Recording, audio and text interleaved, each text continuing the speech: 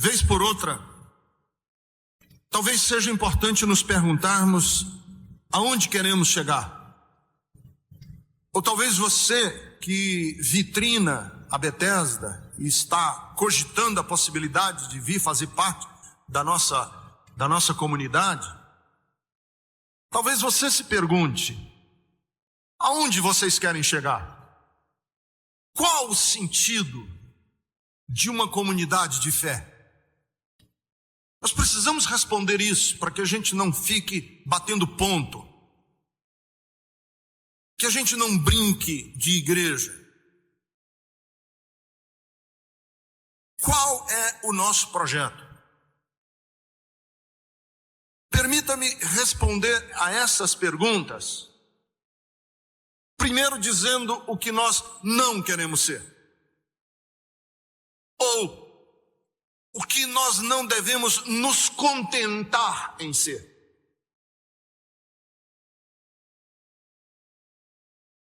Primeiro, nós não devemos nos contentar em ser um espaço em que se cumprem os ritos de passagem da vida. Nós não devemos nos contentar em ser um espaço em que se cumprem os ritos de passagem. Quais são os ritos de passagem?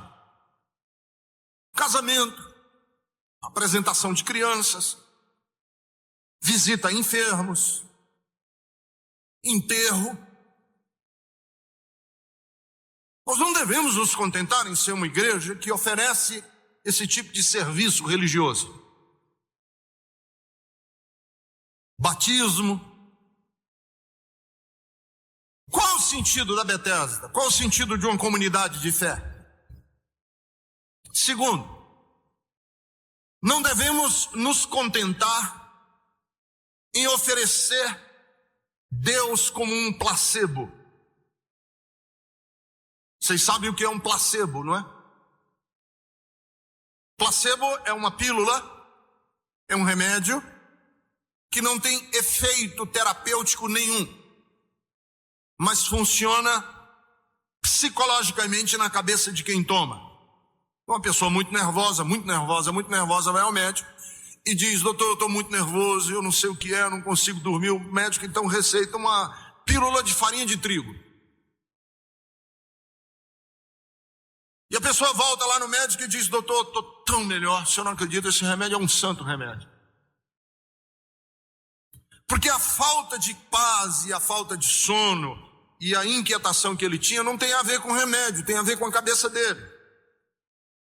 Isso se chama placebo. E para muitas pessoas Deus é um placebo. Terceiro, não devemos nos contentar em ser uma comunidade que confunde esperança com ilusão. Existe uma diferença brutal entre esperança e ilusão. Porque esperança é luta e ilusão é uma irrealidade. Tem gente que quer uma relação com Deus que não gera esperança, gera irrealidades. E eu não quero uma comunidade assim, de irrealidades.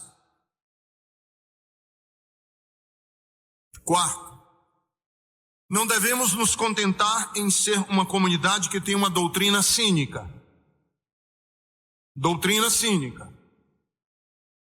Ser cínico do púlpito. Isto é, eu prego a minha mensagem e eu não tenho nada a ver com a realidade das pessoas. Eu tenho com a mensagem. Isso é ser cínico.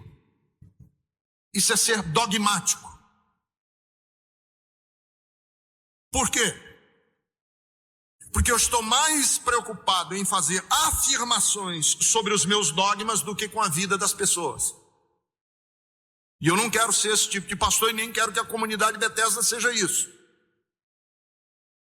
E quinto, não devemos nos contentar em ser uma comunidade que oferece a possibilidade de se conseguir vencer na vida por mágica. processos mágicos são processos que acontecem no estalar de Deus. E nós não acreditamos nisso. Não acredito que casamento se resolve com o estalar de dedos. Eu não acredito que problemas financeiros se resolvem com o estalar de dedos. Eu não acredito que competência no mercado de trabalho é através de joelho em terra. Competência no mercado de trabalho se dá através de estudo, de currículo, de esforço e de uma sociedade mais justa. O que queremos como igreja? Eu já disse o que não queremos. Agora deixa eu dizer o que queremos como igreja. Primeiro, salvar vidas, não salvar almas. Salvar vidas. Por quê? Porque compreendemos que a palavra alma na Bíblia prioritariamente significa vida.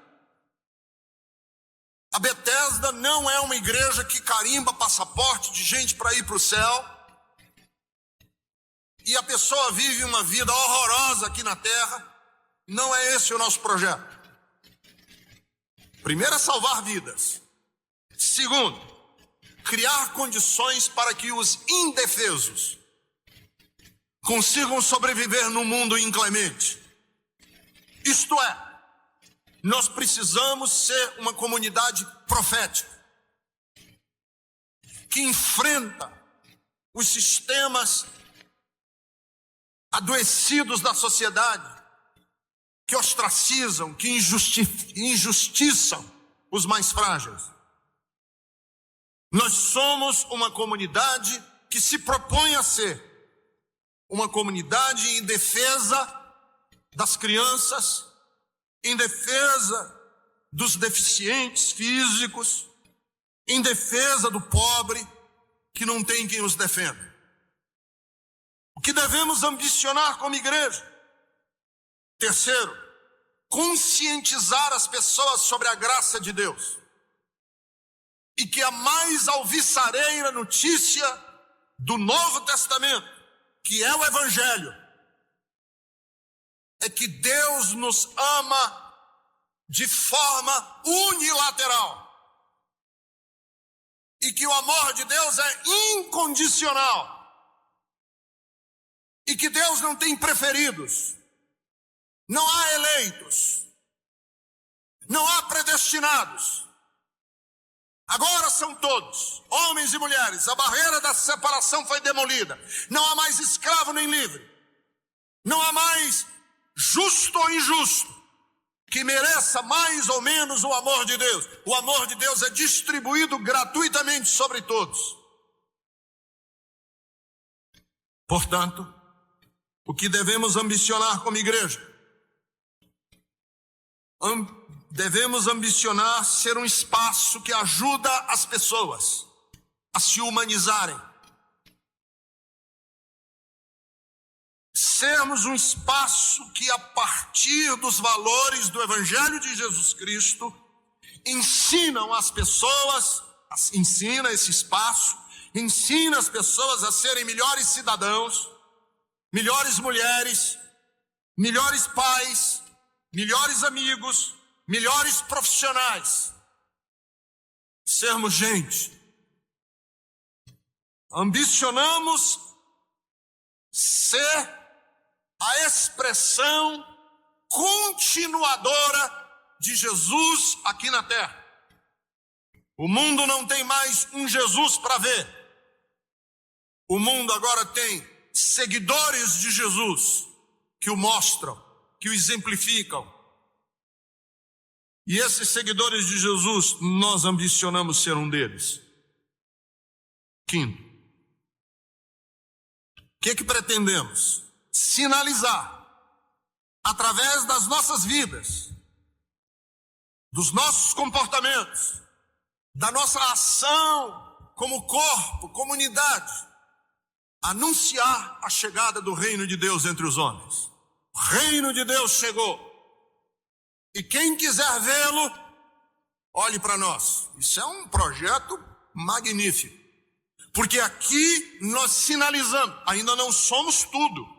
nem pretendemos ser todo o reino de Deus, mas nós sinalizamos, temos sinais, não somos perfeitos, mas queremos mostrar lampejos, faíscas, pedacinhos, farpas do que é o reino de Deus entre os homens. Por isso que nós precisamos de recursos, precisamos de dinheiro, precisamos de voluntariado, precisamos de, naquilo que no linguajar empresarial se usa muito, precisamos de sinergia, precisamos de ações não reativas, proativas. Precisamos demolir edifícios religiosos que estão na nossa cabeça para reerguermos, repintar a igreja.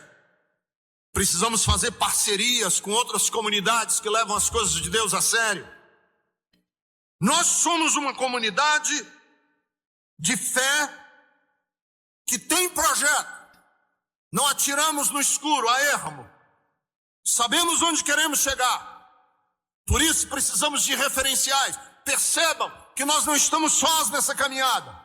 Há sim mais de 7.000 que não estão no mesmo barco. E nós somos apenas uma pequena e frágil expressão desses 7.000 profetas. Precisamos de um sentido de destino. Precisamos de vocação. Vocação. Nós precisamos na Bethesda de homens e de mulheres com vocação. O que é vocação? Vocação é que você não poderia ficar à margem do projeto de Jesus, porque João é o precursor de um projeto. Ele é um homem que tem uma vocação, e ele joga os alicerces desse projeto e dessa vocação nas afirmações que fez. Depois de ter feito afirmações negativas, ele agora faz afirmações positivas, porque o Cordeiro que tira o pecado do mundo, esse Cordeiro de Deus que tira o pecado do mundo, a quem João se refere, João faz algumas afirmações a respeito dele. Primeiro, e este é que vai ser o nosso alicerce como Bethesda, como comunidade.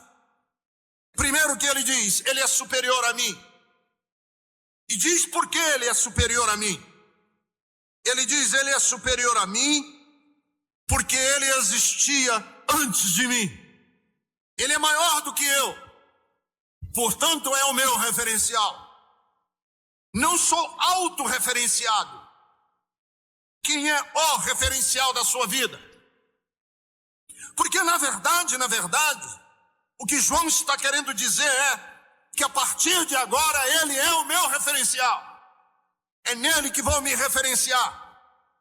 Vejam, para nós os cristãos, nós não nos referenciamos numa tradição religiosa. Nós não nos referenciamos a partir de elaborações teológicas. Nós nos referenciamos numa pessoa. Quem é Jesus? E, pensando bem, quem é Jesus, o que ele foi de verdade, não é tão importante. Porque eu não estou muito preocupado em quem foi de verdade Jesus. Eu estou mais preocupado em quem Jesus é para mim. Porque aquilo que Jesus foi é uma coisa. Aquilo que ele é para mim é outra coisa. Quem é Jesus para você? Porque quando sou, por exemplo, tentado a seguir com o caminho da maioria, o caminho mais fácil, Jesus é a minha referência. Em Mateus capítulo 7, versículos 13 e 14, entrem pela porta estreita, pois largo e amplo é o caminho que conduz para a perdição, e são muitos os que entram por essa porta. Quem é Jesus para você? Jesus é o meu referencial de vida, porque quando eu quero me deixar fascinar pelo brilho do mundo, pela vanglória de existir, que inebria a mente dos homens, eu leio as palavras de Jesus em Lucas capítulo de número 12, versículo de número 15, quando ele diz, cuidado, fiquem de sobreaviso sobre todo tipo de ganância, porque o valor de um homem não consiste na abundância de bens que ele possui. Cada vez que eu preciso de alento para minha alma sedenta, é Jesus a minha referência, porque eu me lembro das suas palavras em João 7,37, no último dia, o dia da grande festa, ele se colocou em pé diante de uma multidão e disse: quem tem sede, quem quer beber da água, vem a mim e beba da água que eu lhe der. Quem crer em mim, como diz a Escritura, rios de água vida fluirão dos saltando para a vida eterna. E eu leio essas palavras na Bíblia e eu digo: sou eu esta pessoa que precisa beber dessa água. Quem é Jesus para você? Não é importante o conceito que os historiadores e os históricos falam dele. Importante são as lições que você consegue tirar da mensagem de Jesus para a sua vida no dia de hoje. Por isso que Lucas 6:27 é importante, porque quando eu preciso de lições para a vida, eu leio dele as palavras mais lindas que eu posso ouvir sobre amor, sobre perdão, quando ele diz: amem os seus inimigos, façam bem aos que o odeiam, abençoem os que o amaldiçoam e orem por aqueles que te maltratam. É Jesus que me ensina a ser bom. Aliás, é ele que me desafia a ser bom. Porque ele diz, em Lucas 6:45, o homem bom tira coisas boas do tesouro do seu coração, e o homem mau tira coisas más do coração. Porque a boca fala daquilo que o coração está cheio.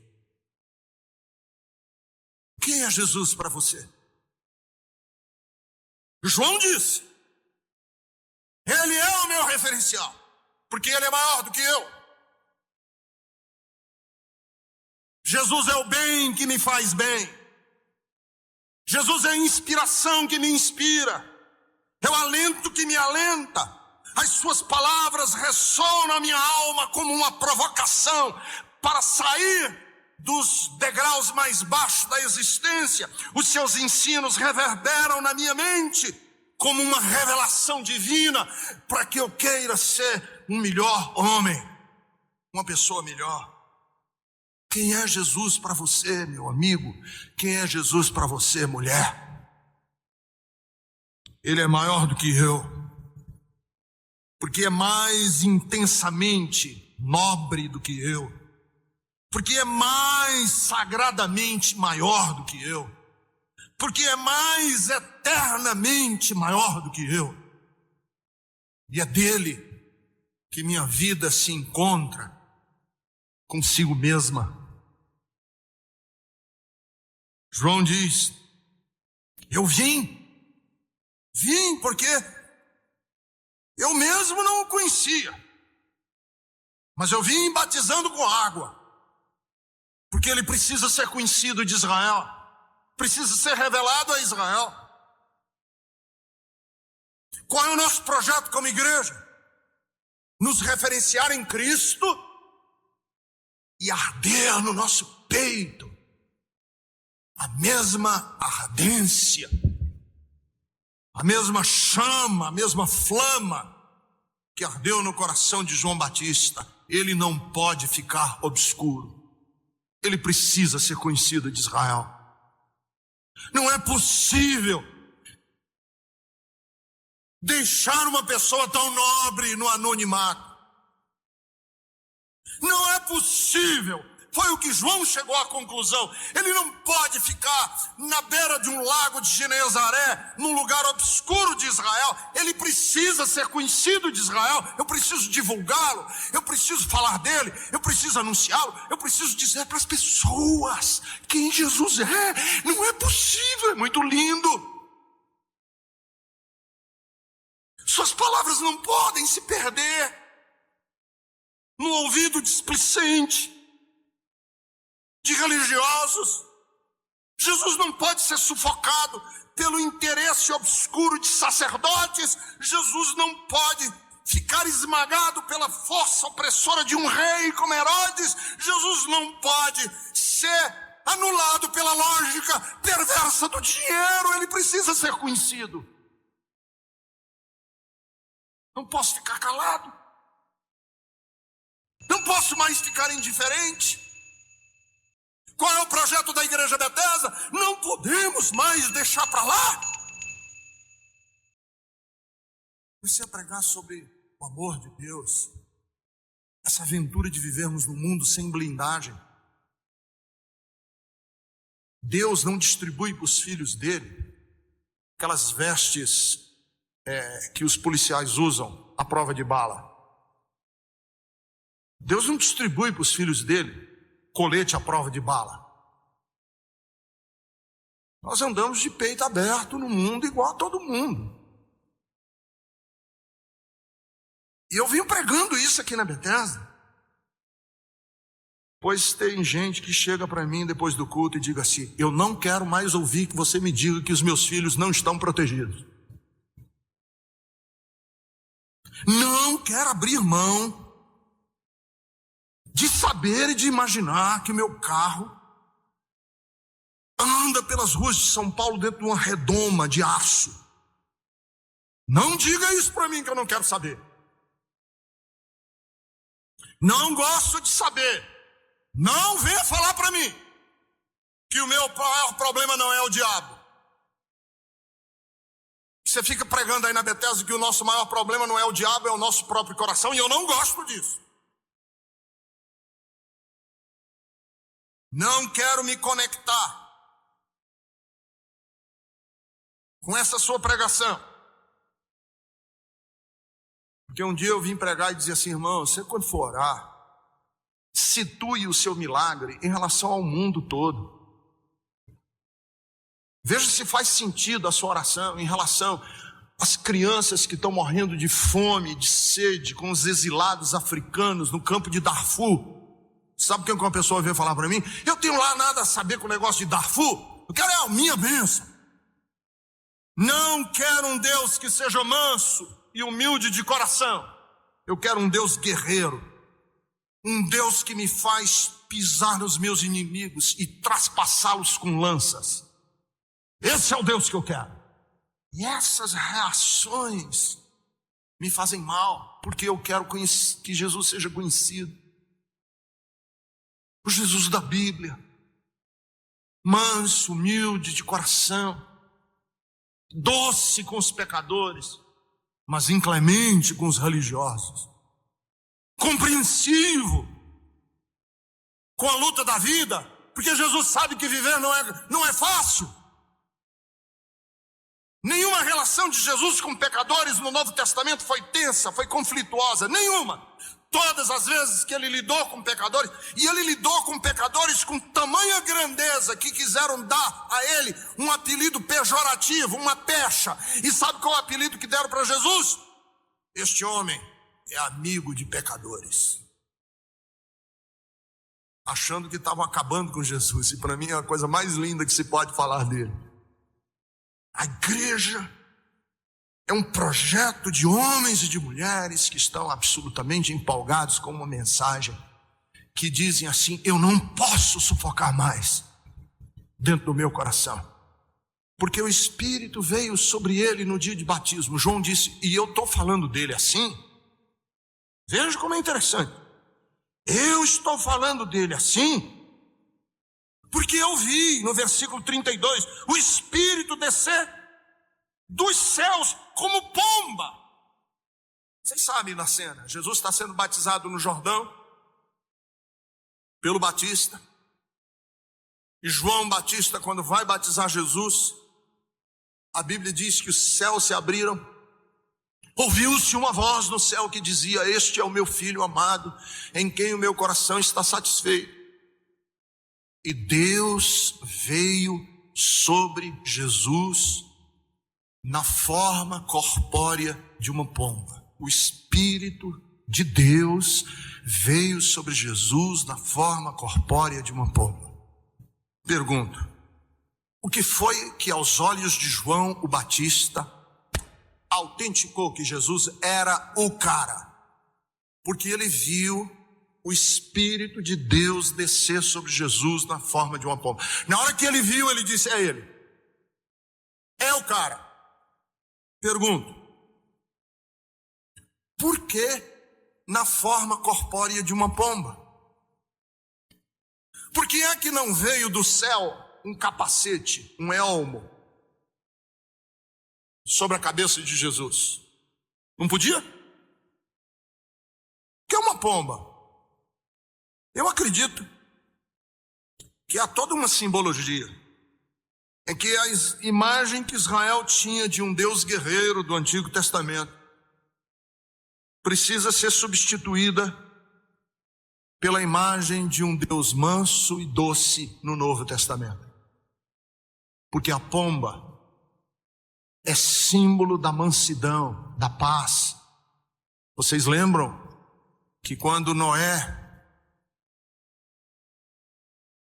inclusive é a famosíssima pintura de Picasso, que hoje é símbolo da paz, uma pomba com uma ramagem de oliveira no bico.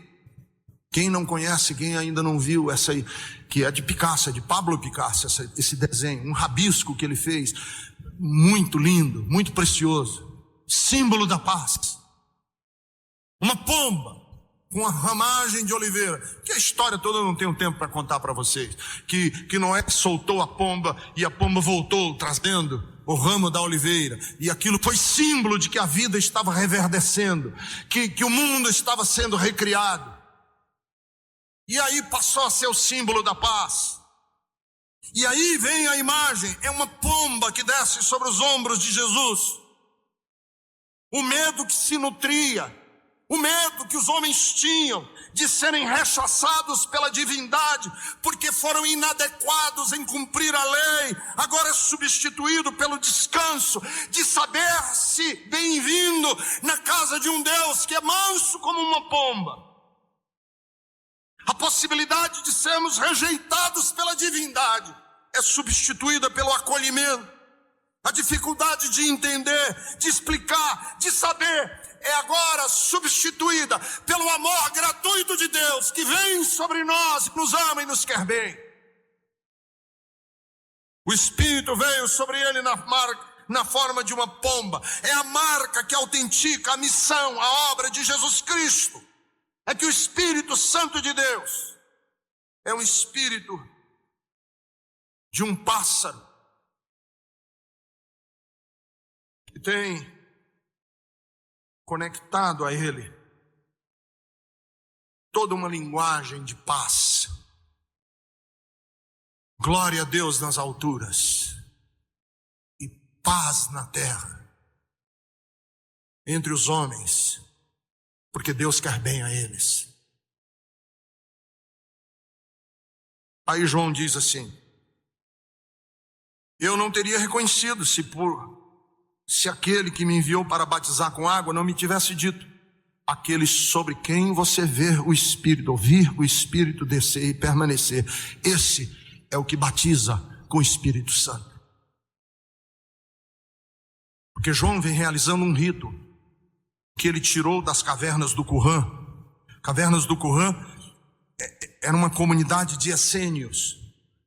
Também não quero entrar em muitos detalhes, porque muitos de vocês não conhecem toda essa cultura judaica. O judaísmo estava subdividido em diversas seitas, e uma das seitas do judaísmo eram os essênios, que era uma seita austera, ortodoxa, fundamentalista e milenarista. Eles esperavam que o reino de Deus viesse a se cumprir aqui na terra, então eles se isolaram em espécies de mosteiros, em lugares distantes, em ermos, e lá eles praticavam um rito, que João vai pegar esse rito, atualizá-lo, como prenúncio da chegada de Jesus. E o rito é que eles cavavam cisternas no chão, e essas cisternas tinham 7 degraus, e as pessoas desciam os 7 degraus e se lavavam, e aquela era uma lavagem em águas que eles acreditavam serem purificadoras. E João diz: sim, eu realizo um rito carregado de uma simbologia, mas é tudo por lá de fora. Que batizar significa mergulhar. A palavra batismo significa mergulhar, imergir, botar dentro d'água. Ele diz: eu batizo, eu faço esse rito de colocar as pessoas dentro da água. Mas vem um que é maior do que eu, que vai fazer uma limpeza não externa, vai fazer uma limpeza interna. Porque ele vai mergulhar homens e mulheres não em águas, mas no próprio Espírito de Deus. Não é mais exterioridade que conta. Agora é lavagem do interior. Transformar vidas. Porque para nós não é importante o que acontece com o rito. O que é importante é o que acontece com o coração. Jesus veio transformar corações de homens e de mulheres. Transformar vidas. Os valores mudam. Eu gosto de dizer que uma pessoa que conhece Jesus, até o cachorrinho em casa nota. Porque antes ele era bruto com o cachorro. Grosso. E aí no dia que ele encontra Jesus, ele chega em casa: ô Lulu, vem cá. E o Lulu olha para ele com os olhos arregalados: o que foi que aconteceu com esse cara? O livro de Provérbios diz que o ímpio cuida mal dos seus animais, mas o justo, até dos animais, ele muda. Por isso que cristianismo é mudança de vida. É o jeito que você lida. Não é adequação a ritos religiosos, é mudança de vida. É impossível um homem ser batizado no Espírito de Deus e não se sentir impelido a ser diferente. Porque e eu estou cansado como pastor de ver homens que lidam com seus filhos de uma maneira pior do que um não cristão. Lida com a mulher pior. Lida com dinheiro pior. Ele vem para batizar no Espírito Santo, mergulhar em Deus. E é um mergulho, tão mergulho, que é uma nova criatura. São novos valores. Uma nova filosofia de vida. É um novo nascimento. E eu vi e testifico: este é o Filho de Deus. Quem é Jesus? João diz: este é o Filho de Deus. Porque os filhos dos deuses, toda religião tem filhos dos deuses. O cristianismo não traz nenhuma inovação. Na mitologia grega, os deuses tinham filhos. Isso não é novo no campo religioso. Mas os filhos dos deuses eram poderosos. Ele é um carpinteiro. Os filhos dos deuses eram guerreiros. Ele é amigo dos pecadores. Os filhos dos deuses eram inquebrantáveis. Ele chora, se contorce visceralmente com a dor de uma viúva que vai enterrar o filho único que tem. O filho dos deuses são representantes da divindade, fria e distante. Ele é o bom pastor, que nos leva a ressignificar, inclusive, a figura do pastor. Porque no imaginário antigo, o pastor, ele cuida da ovelha hoje, protegendo-a do lobo. Mas esse mesmo pastor que cuida da ovelha hoje, protegendo do lobo, mata essa ovelha na semana que vem para alimentar os seus filhos. O mesmo pastor que cuida da ovelha é o pastor que mata essa ovelha para poder ganhar dinheiro e ter o seu pão em casa. Mas ele é o bom pastor que dá a sua vida pelas suas ovelhas. Este é o Filho de Deus, a razão da nossa vida, a razão do nosso viver.